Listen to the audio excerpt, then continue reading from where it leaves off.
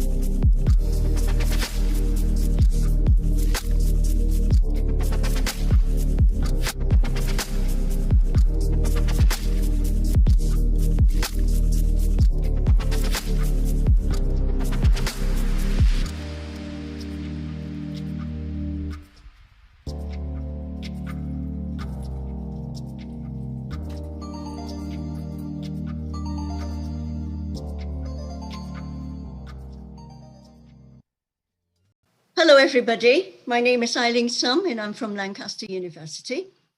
My paper is on a cultural political economy of the COVID crisis, subtitled Digital Health Imaginary and the Making of Techno-Bio-Necropolitical Capitalism. I will explain this term as I move along. My presentation is divided into 5 parts. What is cultural political economy? The second part, COVID-19 crisis and the making of hegemonic hope and fear. Third part, digital healthcare mode of accumulation, China's digital and health Silk Road. Fourth part, articulation between the macro-micro, and I'm going to conceptualize it, and that is to conceptualize it moving in the direction of techno-bio-necropolitical capitalism. In other words, body politics are involved, and obviously with some concluding remark as my final session. First part, what is cultural political economy? Well, the way how I take cultural political economy, I focus on hegemony. Not just simply hegemony in a Gramscian sense, but how is it being made? In other words, the making of hegemony as a discursive material process. And this discursive material process is mediated by knowledge, okay? Knowledge mediates the making of social relation and subjectivity. How do I try to go about doing it? As referred to the previous session by Bob, we try to co-use Marx, Gramsci, and Foucault to bring out the possible macro and micro linkages. In other words, most research is either on the macro or the micro. But what's so special about cultural political economy, as far as we are concerned, is trying to examine or co-examining the micro and the macro and their linkages by drawing on Marx, of course, Gramsci, okay, and at the same time, Foucault. From Marx, we try to, okay, the macro side, okay, Marx gives us the crucial foundation of the critique of political economy. From Gramsci, okay, his vernacular materialism highlights the role of languages in sense and meaning making, as Bob was talking about earlier on. And of course, okay, in order to get at the micro, how is this hegemony being made? What are the discursive technology?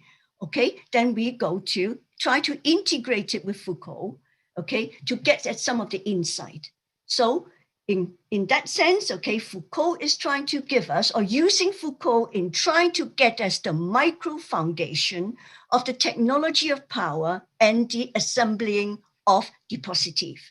So in that sense, we try to look at the macro-micro through Gramsci, Marx, Foucault, and then put them together in certain way, which Bob has already, okay, talked about earlier on. I won't go into that again. But just to start us off with, what is cultural political economy? Okay, trying to co-use Marx, Gramsci, and Foucault. And of course, in cultural political economy, this is a very complicated agenda.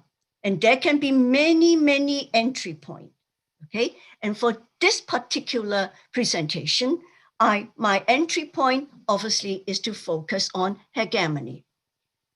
Hegemony as being, okay, mediated by the role of language in sense and meaning making, especially hegemonic hopes.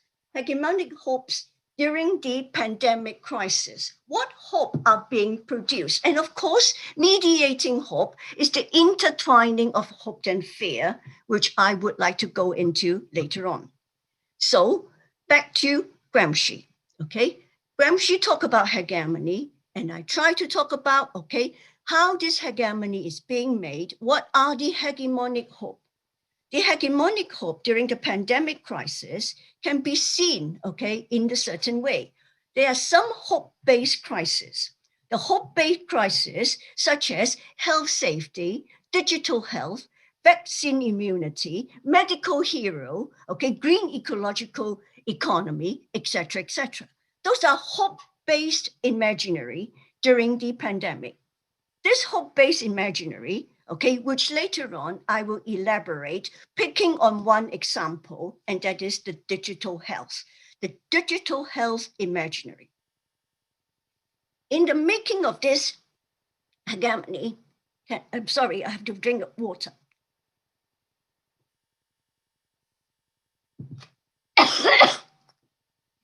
In the making of this hegemony, or the hegemonic hope, of course, the micro basis is mediated by some micro-political governmental techniques of power, which I will go into later on.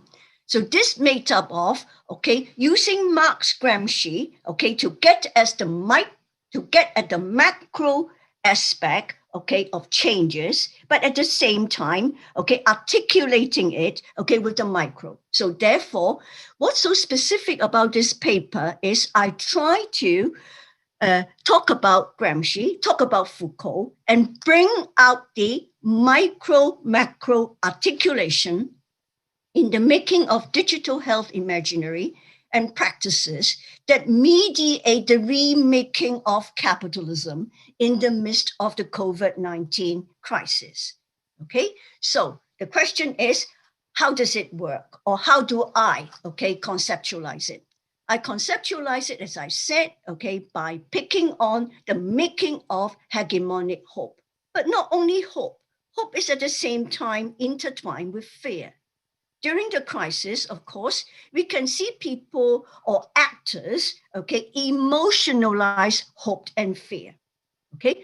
And for the hope side, as I said, there are many hope, okay? But one of them that I will focus on is the digital health hope, okay? The hope from digital health. The hope from digital health, I will use, okay, China, okay, as my specific case, okay?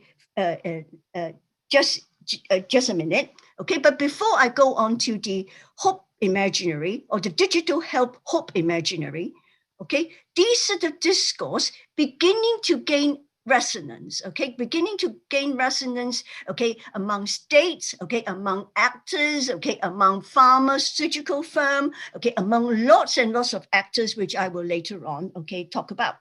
And we can see that in China, okay, not only in China, Taiwan, to a certain extent, South Korea, India, and Israel as well. So let me start with the digital health imaginary. This digital health imaginary, okay, the discourse, okay, mediating this digital imaginary, okay, using China's health and digital Silk Road as my example, okay, is trying to build and establish and even export medical technology product. In other words, okay, the short term for medical technology is MedTech, okay, the MedTech product and services. And this MedTech product, okay, the hope of it is there will be new vaccine, okay, telemedicine services, cloud-linked medical software, AI-enhanced diagnosis, big data science, okay? Not only that, but smart city, okay, technology, okay, the imaginary of building smart city, okay, such as QR code, location tracking app, surveillance camera, medical drone, okay, advanced facial recognition, etc., etc.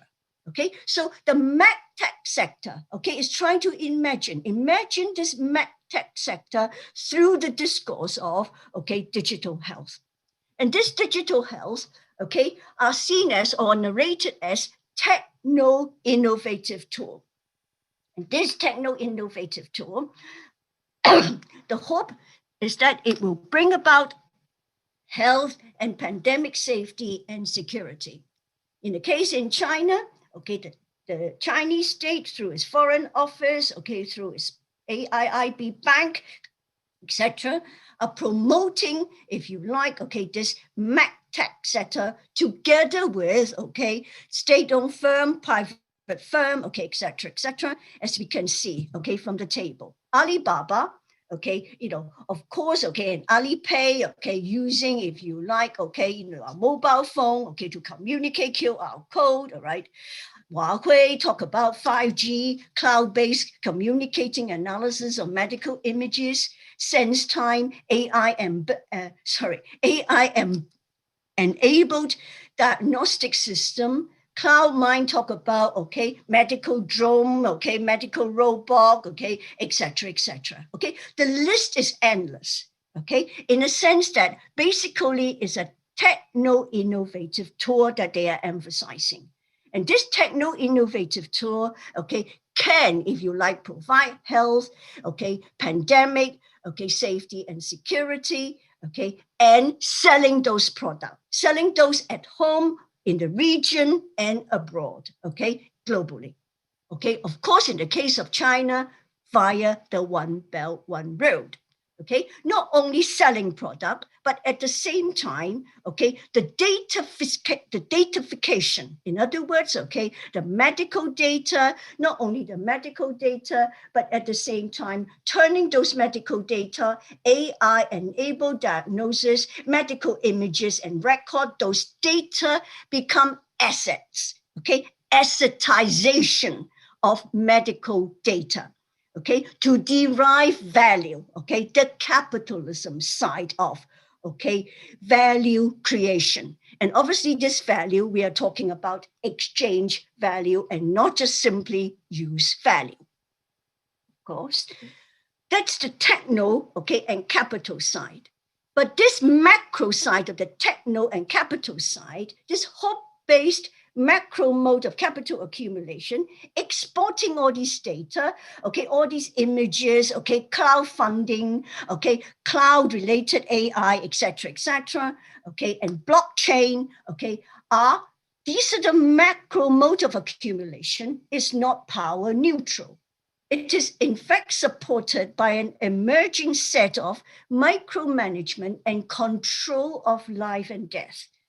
Let me give some example. The use of smart MedTech, okay, involve, if you like, on the micro basis now, I'm moving from the macro to the micro now. Using all these, okay, smart MedTech technology involve a micro basis. This micro basis involve both biopolitical and disciplinary aspect that blur the boundary between freedom, discipline, and control. Let me start with the biopolitical. The biopolitical practices like vaccine jab, hand hygiene, social distancing, quarantining, and mutual support in civil society self-responsibilize the population to perform safety and artful survival. Not only there is a biopolitical bodily aspect of self-responsibilizing, okay, to do distancing, etc., there is also a disciplining aspect to this MedTech product, okay? These MedTech product, if you like, examine, okay, and monitor, okay, and they give rise to practices such as AI diagnosing, detecting, tracking, contact tracing, testing, okay? And these are a spectrum of disciplinary surveillance gaze that panopticizes individual by monitoring their symptom, controlling their information and movement. And this micropolitics, okay, as I said earlier, the micropolitics of the biological and disciplinary practices, okay, this micropolitics of survival during the pandemic time are tending towards authoritarian state of affair and even legitimation. It's not just simply authoritarian, okay, state of affair. It's towards the legitimation as well.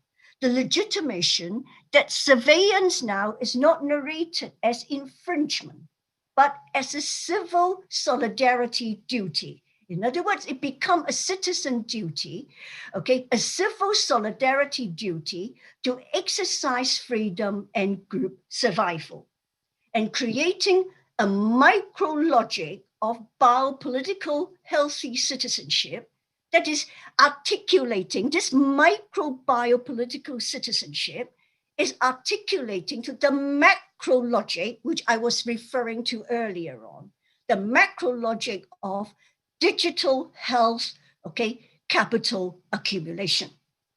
But the question is it's not just simply, it is all hope. Hope is always intertwined with fear, okay, the intertwining of hope and fear. Hegemonic hope, okay, but at the same time with a micro basis of micropolitics of survival is at the same time, okay, involved necropolitical, okay, which is Nabi's work on the politics of death, okay, the politics of not death, but sometimes near death, as if, okay, people are suffering from this near death, okay. The hope-based mode is dialectically intertwined with a fear-based one.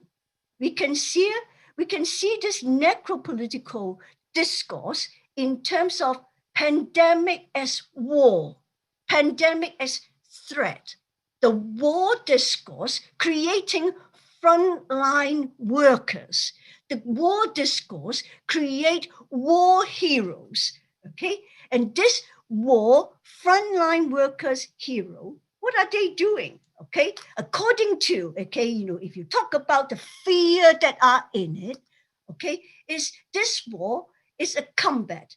It needs defending, okay? It's a narrative of combat, okay, which mediate the hierarchicalization of life and death, okay?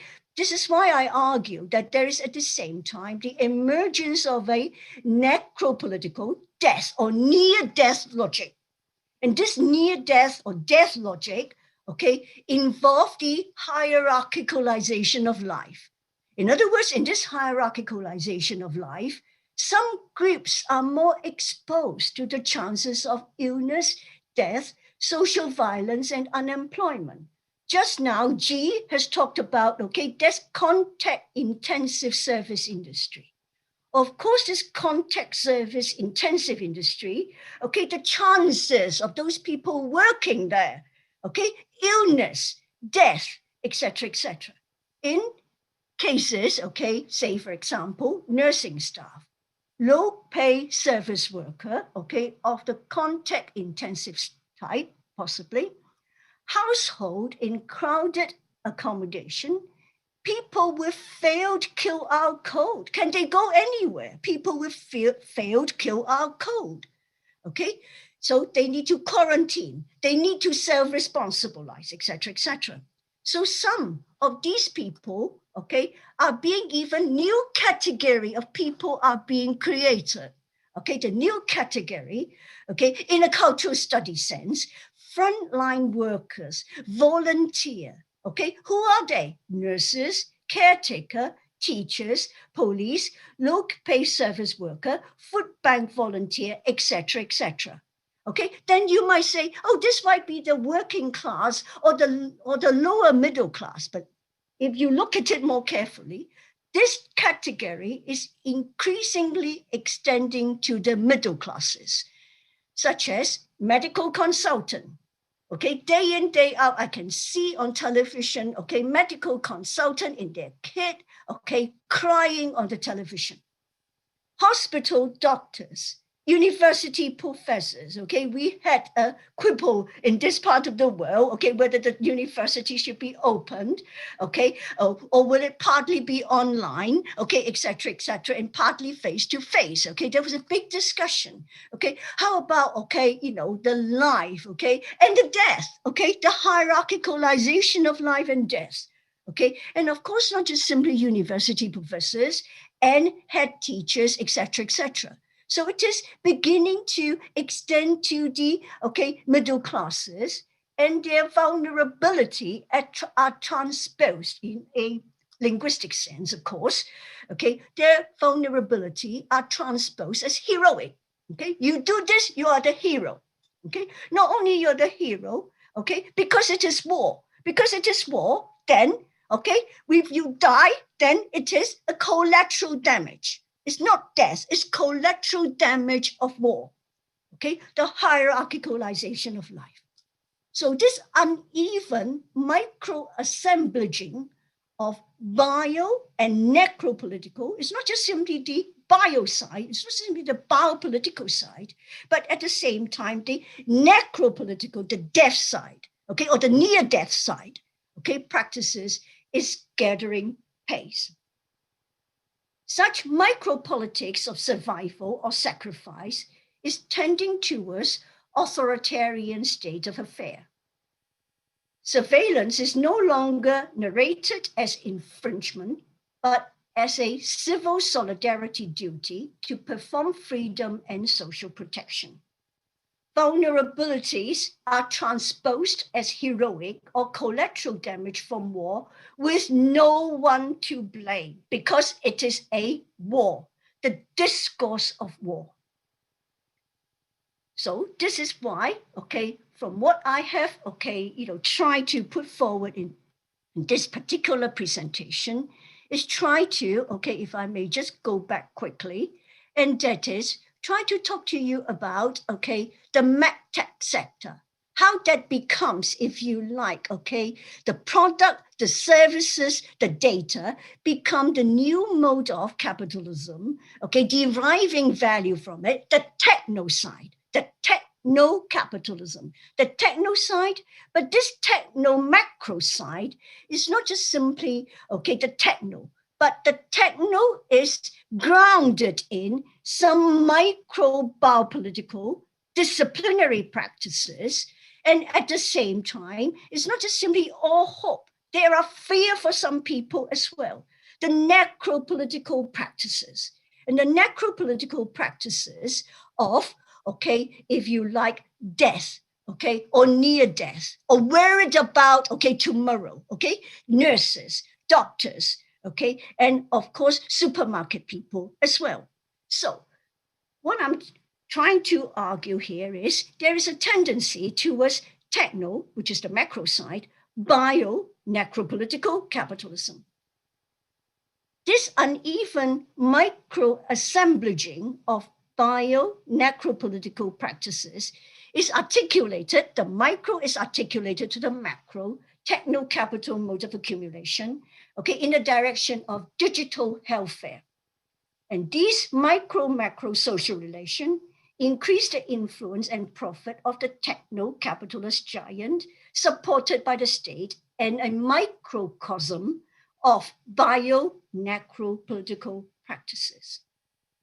It may map a new normal based on an unstable social equilibrium of compromise, okay? A sort of echoing what Ji was saying, but I would say it's not just simply a compromise, this compromise is terribly unstable, okay? Unstable social equilibrium of compromise to ensure the pandemic can protect life and not become out of control.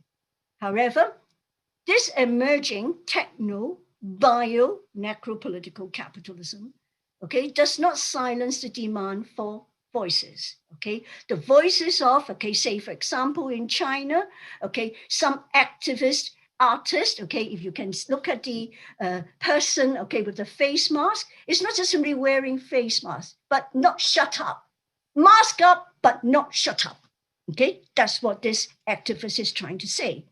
And others may be imagining longer term, okay, alternatives such as green ecological planet, etc., etc. Okay, but there are others who might engage in liminal act, okay, the liminal act of flaunting the rules, okay, not following the rules, trying to find tricks way around it, borrowing other QR's code, okay, and even selling fake ones, okay. There are at one point, okay, for I think about a month in China, where there was a website, if you can see the arrow there was this website, okay, which was trying to sell fake QR code. Of course, it was cramped down by the authority. So if you don't mind, let me conclude. What we try to do is to adopt a cultural political economy approach. Let me emphasize, we are not doing culture, politics, and economics. We are doing cultural political economy with, if you like, okay, a three-way encounter between Marx, Gramsci, and Foucault. We try to use this approach to understand the COVID-19 crisis. In my paper, okay, I focus on the role of hope and fear discourses in mediating the remaking of social relation. The hope of digital health, okay, and the fear of it being narrated as war and combat with no one to blame if you die. The macro emergence of techno-digital healthcare mode of accumulation, and uneven micro-assemblaging of the uneven micro-assemblaging of bio-necropolitical practices, okay, which are very unevenly distributed, okay, fall on more on some people than on others, okay. Some can shield, some can work at home, but not others. This macro-micro articulation marked the emergence of a techno-capitalist mode of accumulation, tending in the digital healthcare direction, but not without protest, resistance, and alternative voices. And what this paper seeks to do is to offer, okay, the idea of, okay, techno-bio-necropolitical capitalism as a way of thinking about, okay, the pandemic crisis. Thank you. 네, 감사합니다. 나일링 썸 선생님께서 역시 정말 넓은 시야와 이론적 깊이로 현재의 생정치, 죽음 정치를 분석해 주신 듯합니다. Thank you very much once again for your insightful presentation. With using broad lenses and perspective, you analyzed the current phenomenon and the near future as well. 저도 사실은 코로나19 사태 이후에 한국에서의 죽음 정치의 문제로 조금 공부를 해보고 있는데요. 나일링 선생님 발표 때문에 정말 많은 걸 배웠습니다.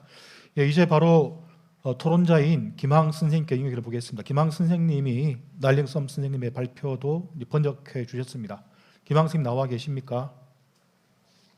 Thank you once again. I was able to personally relate to her presentation because now I'm engaging in death politics of Korea after COVID-19. Now let me introduce Professor Kim Hang.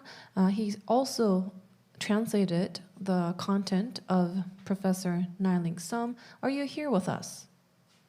네, 김항 선생님 시작해 주십시오. 예, 알겠습니다. 예, 화면 공유 먼저 하겠습니다. Yeah, let me share my discussion paper. Just a moment. Yeah. Oh my God. Sorry. Oops. Just a moment. wait. Just a moment. Okay.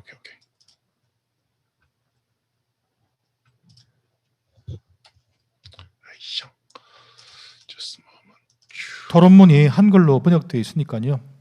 사이트에서 한글 토론물 보실 분들은 보셔도 되겠습니다. Yeah. Yes. Yes.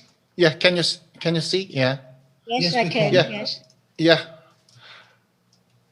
Yeah. This is Han Kim. Yeah, Hello, Han at, Kim. yeah.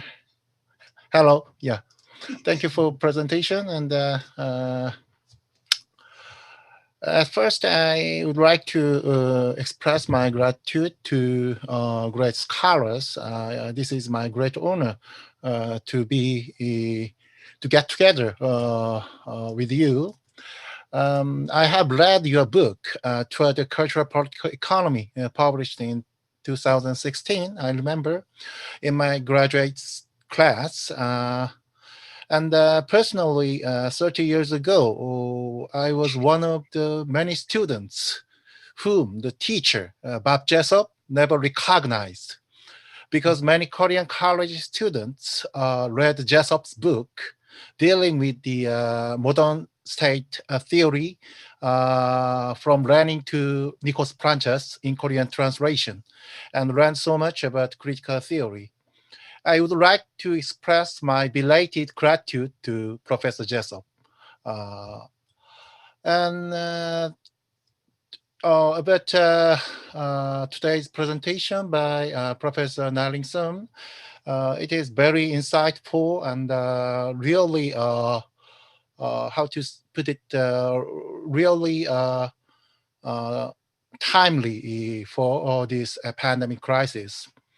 And it is very interesting that the new mode of capitalist accumulation is represented by the digital health imaginaries and ongoing now, and the system of the Techno-Bio-Necropolitical capitalism. And the hope fear imaginaries and hero narratives you dealt with are very familiar for us Koreans in these days. So many cases in your presentation seem to me just like a vivid description of Korean situation. And theoretically, it is very interesting in me, especially for me, the analysis of from data set to data asset. I cannot read this well.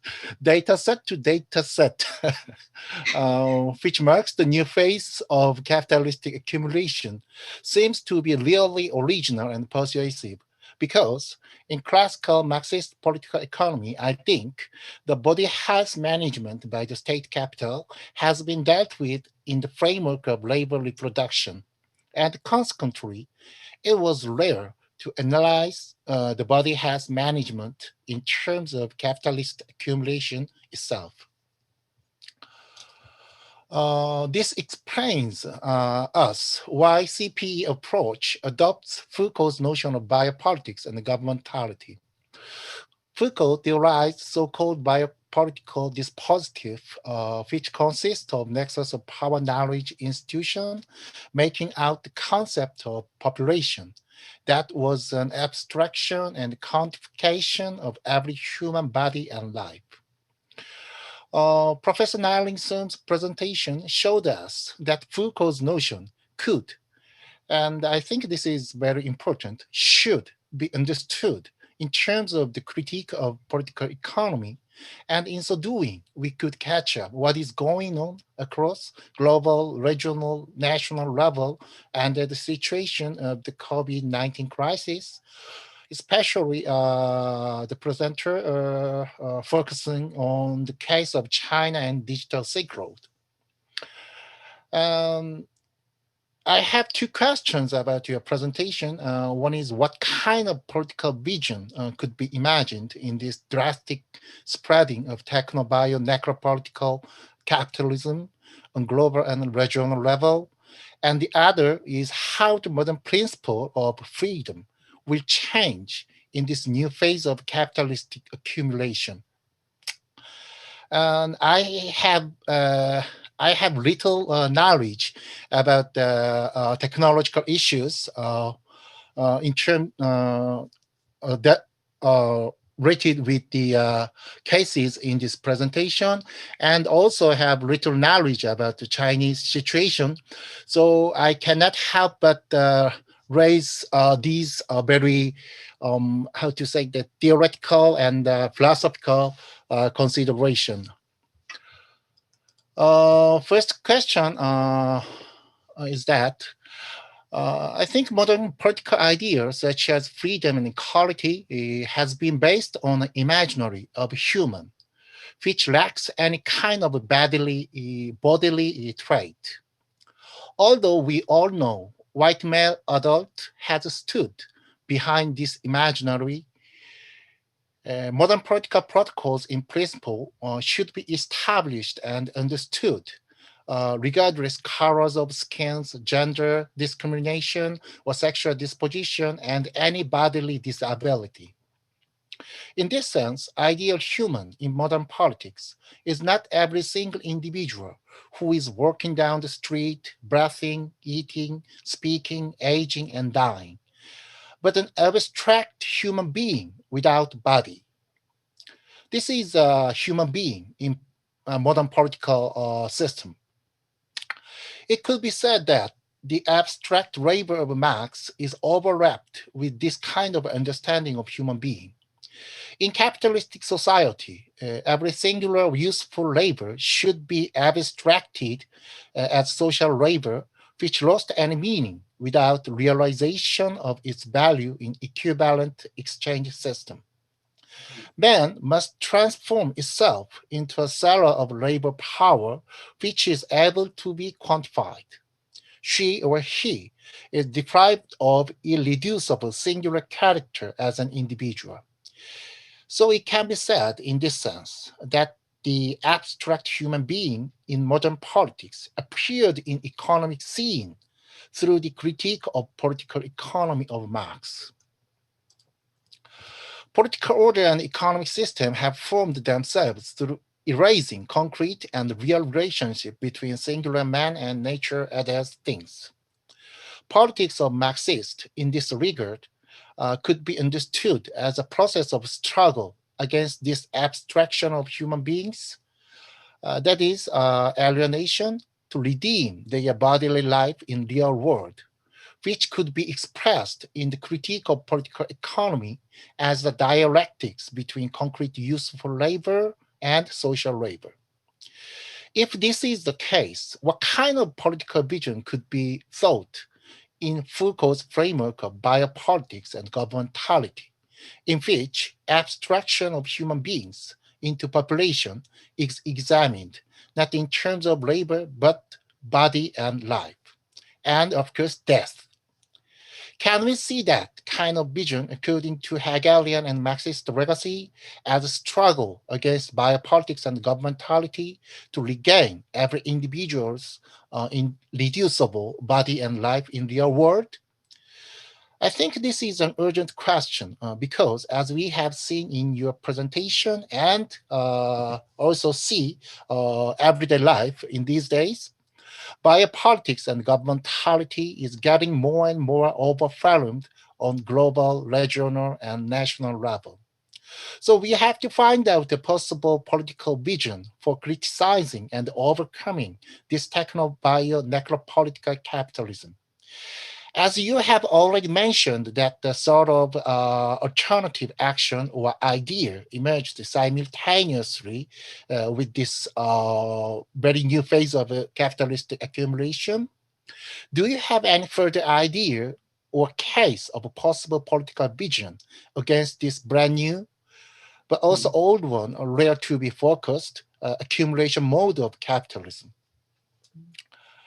And second question is related with the very idea of modern freedom. Conventional school of the critique of political economy has had little attention to the abstraction of human being in terms of body and life, which Foucault elaborated. However, it is clear that this abstraction has been one of the main concerns of capitalism, because health of population is crucial for reproduction of labor power. We can think of emergence of so-called welfare state in late 20th century in this regard. Maybe this is one of the main reasons why Foucault deliberated on biopolitics and governmentality in the midst of emergence of welfare state in Europe. He thought of management and control over body and life in population level as a primordial condition for modern society, that is, capitalistic accumulation.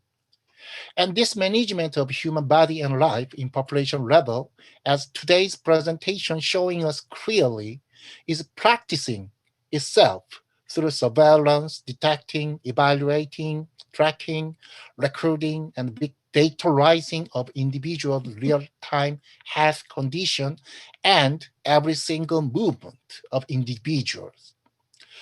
This shows us that modern idea of freedom as a primordial condition of human beings' dignity is always already deprived of under the Techno-Bio-Necropolitical capitalism.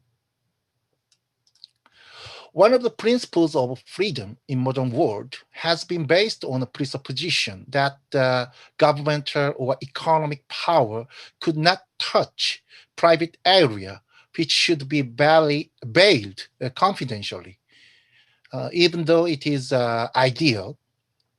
But not only techno health system, but also auto driving system, Tesla and Apple Auto making driving data of every user as data asset. Now transform body and life in private area into venue of profit making. Maybe we can go anywhere and care or abuse our bodies as our usual practice, but which has absolutely different meaning from conventional capitalistic system. This isn't meaning banal imagination of dystopia in George Orwell's 1984. Contrary to an imaginary of totalitarianism with chalky suppression through control, surveillance over every individual private life and taking away of any freedom, this new mode of capitalist accumulation must promote to people more and more movement, consumption, exercising, enjoyment, and carrying their health freely in private life. Because without this kinds of promotion of making private life more active one, capitalist society in bio-necropolitical age cannot sustain itself. Then, is it possible for us even now to regard freedom, of course equality, based on the very idea of equal distribution of freedom in political sense, anyway, to regard freedom as a primordial source of human dignity? How reshaping our idea about more modern political ideas, including freedom, equality, and humanity itself? If you have any idea about this, it is very grateful for us to hear from you. Yeah, thank you. Yeah, this is somehow very big questions. So I'm so sorry to make my question in these ways. Yeah, and I would like to summarize my discussion in Korean for seconds. Yeah. 예, 요약은 굉장히 제가 좀 이론적이고 철학적인 큰 질문을 좀 드렸습니다. 그리고 그런 질문을 드렸고요. 그리고 이 문화정치경제학이 푸코르 정치경제학 비판과 왜 조우시키는지가 굉장히 좀 이 발표에서 잘 드러난 것 같습니다. 그거는 인구라는 몸 생명의 추상화 이런 과정이 노동력의 판매자라는 인간의 추상화와 중첩되는 양상을 굉장히 오늘 발표에서 잘 추적해 주셨다고 생각합니다. 그리고 현재의 어떤 자본주의적 축적 단계라고 하는 게 몸 생명에 대한 관심이 노동력의 재생산이 아니라 그 자체로 이윤 창출의 장이 되는 그런 어떤 최첨단의 흐름 같은 것들을 잘 짚어주실 것 같습니다. 그런데 아마도 19세기의 공공보건위생사회에 등장해서 20세기의 복지국가 국가까지 이러한 것들은 연속되는 패러다임이어 왔고 다만 이제 정치경제학 비판이라고 하는 어떤 이론적 조류 안에서 혹은 더 넓게 비판적인 사회과학이 이 부분에 대해서 큰 주목을 해오지 않았다. 그 얘기는 뭐냐 하면은 결국 아까 천장 선생님 말씀하셨던 마르크스주의와 푸코디언들 사이에 어떤 있어야만 했던 하나의 어떤 연결고리 같은 것들이 좀 많이 없지 않았나 생각이 됩니다. 그래서 그런 부분들이 오늘 발표의 가장 커다란 이유라고 생각이 되고요. 질문은 크게 두 가지입니다. 우선 인구 차원에서 몸 생명을 추상화, 수량화해서 이윤 창출의 장으로 재편하는 현재의 흐름 속에서 어떤 정치적 전망을 가질 수 있을까라고 하는 다소 굉장히 좀 저도 책임 못 지는 큰 질문을 드렸습니다. 발표에서 대항적인 굉장히 실천의 양상들 같은 것들도 잠깐 언급해 주셨는데 혹시 다른 아이디어가 있으신지 제가 질문을 드렸습니다.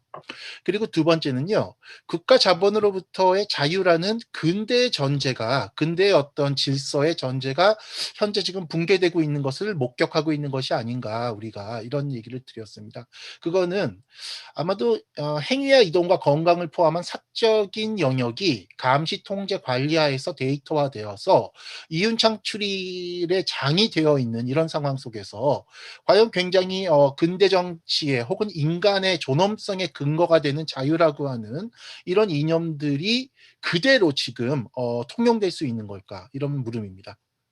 근데 이거는 뭐 조지 오웰의 1984와 같은 통제 감시의 전체주의 뭐 그런 어떤 감시 사회의 그런 이매지너리 상상이라기보다는 지금 제기가 되는 자본주의라고 하는 것은 사적 공간을 더욱더 활성화시키고 촉진해야 됩니다. 왜냐하면 그러한 사적 공간의 활성화, 더 많이 움직이고 더 놀고 더 마시고 더 먹고 또한 더 자기 건강에 신경 써야지만이 이윤이 창출된다라는 것이 현재 오늘 발표에서 잘 짚어주신 자본주의적인 새로운 축적 양식이기 때문입니다. 자, 이런 상황에서 과연 근대의 정치 이념, 즉 자유, 평등 혹은 휴머니티 그 자체는 어떻게 새롭게 생각되어야 되는가 뭐 이런 것들에 대해서 좀 큰 질문 두 개를 드렸습니다. 예, 이상으로 제 토론을 마치도록 하겠습니다. 감사합니다. 네, 감사합니다. 평소에 김항 선생님의 관심을 이런 기회를 물어서 또 크게 물어보셨네요. 네, 바로 나일링 섬 선생님 답변 부탁드리겠습니다. Thank you very much. It was a great opportunity for Professor Han Kim to ask what he has been curious about so far. And now let's ask Professor Ngai-Ling SUM for her answer. Please go ahead. 예, 10분 정도로 해주시면 좋겠습니다. And I can give you about 10 minutes for your answer. Okay, I'll try my best. First of all, you apologize for not dealing with China. That doesn't matter, really, because I'm just simply using China as a peg. This peg is to illustrate that actually there are similar trends in the rest of the world in terms of the imaginary of digital health.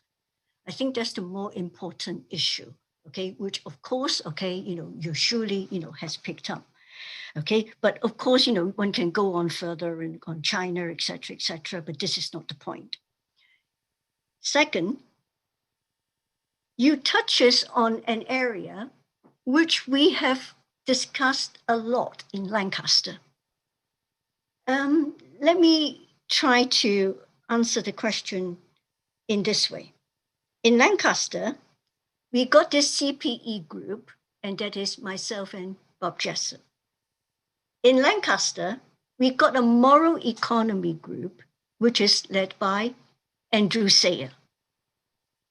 We have frequent discussion, okay, between the, if you like, interface between CPE and moral economy.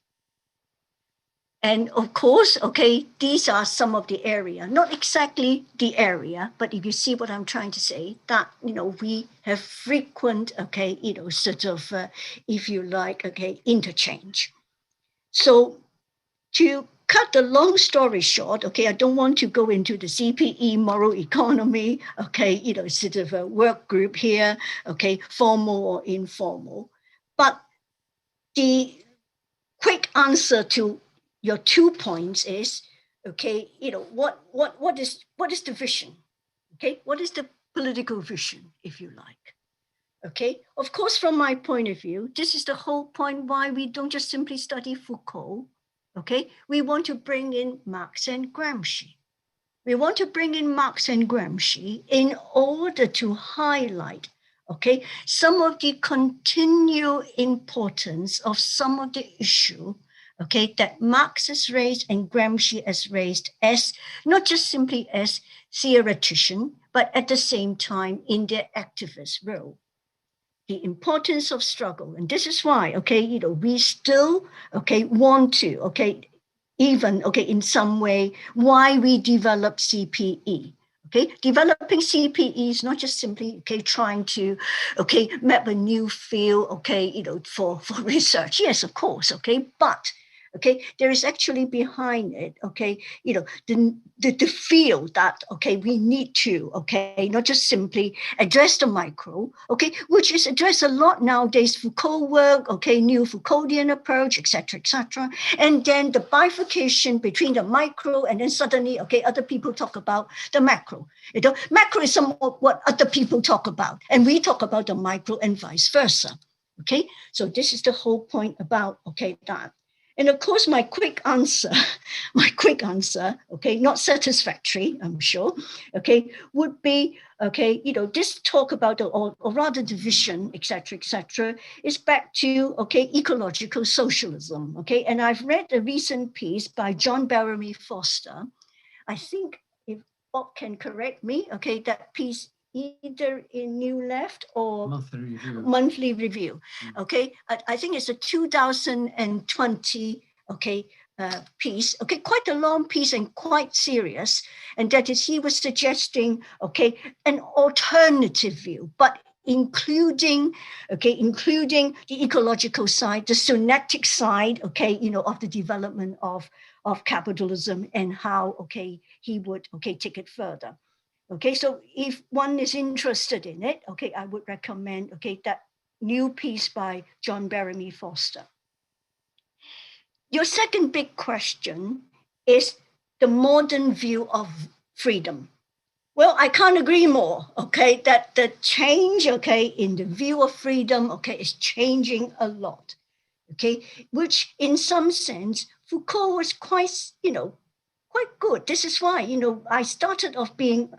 I started off studying Marxism, Gramsci, and by the time I came across Foucault, and I said to myself, no, this guy has got something to say, okay? And this guy has got something to say, especially maybe, okay, among many, many other things, okay, which I'm just echoing, okay, your point about freedom, okay? Foucault's way of thinking about freedom in a more critical way is this biological way of thinking about freedom. Freedom as being structuring of freedom, not just simply freedom. In the past, we talk about freedom, okay? But in fact, what Foucault was trying to say was the structuring of freedom of the population by self-responsibilizing to do better, okay? And the micro power is exactly here, and that is the structuring of freedom of the population by self-responsibilizing to do better and enhance life. Enhance life, lifestyle is a way of enhancing life. Okay, you refer to, okay, all this consumerism, okay, etc. That is, and sounds, you need to work hard in order to buy, okay, whatever you need to buy, okay, it's a structuring of freedom. And the question obviously is, okay, how do we tackle, not just simply freedom? I refuse just to talk about freedom in an abstract, okay? But if we take a more CPE entry point, the freedom need to be talked about in terms of the structuring of freedom and how we can unstructure that freedom. Okay, how we can unstructure that freedom, okay, to think, okay, in a different way. I think some of our German colleague, okay, who's using CPE in their research, what's his name, Bob? Uli Brand in Vienna University, okay, he's got a research project on imperial mode of consumption, am I right? Imperial mode of living. Oh, imperial mode of living. Okay, how living, okay, has become, there's an imperial mode of living. Okay, and he was trying to address, okay, some of this, if you like, the structuring of freedom and trying to unstructure freedom, okay, in that sense. So, you know, if you're interested, I would advise you, you know, to have a look at his work. Okay, not that, you know, I mean, you know, he provide all the answers. Nobody can provide answers, okay, but we can discuss about it. And I think, okay, Uli in Vienna University, okay, he's been working, I'm talking to Bob now, I'm sorry, okay, I think he's been working on that project for 3 years now. No, longer. Oh, longer, okay, yeah, and but anyway, okay, I don't know whether I'm answering your question, but hope that, you know, you think that I'm trying.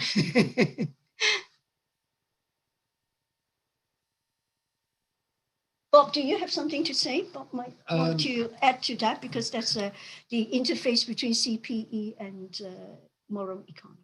Yes, I think the issue is no longer taking the individual as the starting point, but to ask, following Foucault and other sociologists, about the mode of individuation. So we don't assume and take for granted that we exist as individuals, but we ask first, how do individuals become individuated? Yeah. What are the modes of individuation? And what Ngai-Ling has been talking about in terms of the rise of biopolitical, necropolitical technology is showing new ways of individuating, new ways of subjectivating. Mediated by the coronavirus. Mediated by the coronavirus. Crisis, sorry. What crisis there?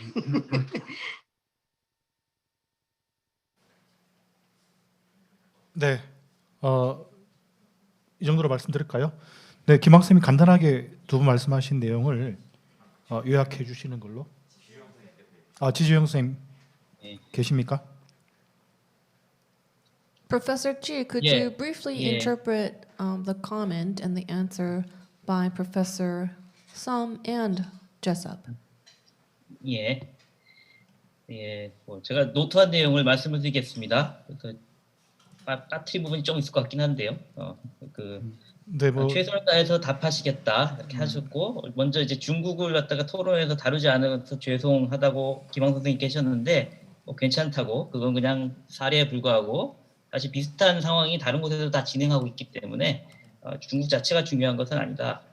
라고 하고, 그 연구의 배경에 대해서 그 다음에 말씀하셨습니다. 그 랑카스터에서는 지금 말씀하신 분야를 좀 이제 다뤘었는데, 거기에는 이제 문화정치경제학 그룹이 있고, 그것은 이제 나일링 선생님하고 박재석 선생님이 이제 이끌고 있고, 그 다음에 앤드류 세이어가 이끄는 이제 폴리티컬 이코노미라고 해야 되나? 모랄 이코노미라고 해야죠. 모랄 이코노미, 도덕정치경제, 또는 도덕경제라고 하는 그룹이 있습니다. 이 둘 사이에는 뭐 이제 자주 이제 모여서 이제 토론과 교류를 하고 있죠. 그래서 사실은 이런 어떤 정치적인 어떤 비전에 관한 내용도 이제 우리가 이제 얘기하고 있다라고 이제 하셨고, 그리고 이제 짧게 이제 그 답을 하자면, 이게 완전하게 이제 만족스럽지는 않겠지만 답을 하자면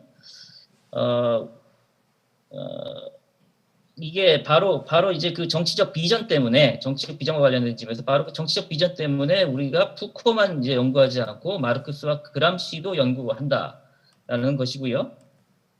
마르크스와 그람시는 단지 이론가뿐만이 아니라 운동가, 이제 투쟁에 이제 참여했던 운동가들이었고, 그래서 이제 이 문화정치경제학을 발전시키는 것은 단지 연구뿐만 아니고 이런 이제 실천적인 관심을 갖는 것이고, 특히 이제 연구에 관련돼서라면 이제 마이크로한 측면에 이제 관심을 많이 갖죠. 한편에서는 또 다른 한편은 마크로한 측면, 이제 거시적인 측면에 관심을 많이 하는데, 그 문화정치경제는 이 둘을 이제 통합시키려고 한다라고 하는 거고요. 그리고 이제 구체적으로 그럼 정치적 비전이 어떤 거냐라고 하면은 바로 그것은 이제 그 환경 사회주의, 이콜로지컬 소셜리즘이라고 하는 것이고요. 그래서 이제 좀 추천해 줄 만한 읽을거리로 이제 존 벨라미 포스터가 쓴 글이 있는데, 그게 아마 is it mostly Levy paper or New Left Levy? The paper. Brandt. No. I 벨라미 think 포스터. monthly review. More review. monthly review. monthly.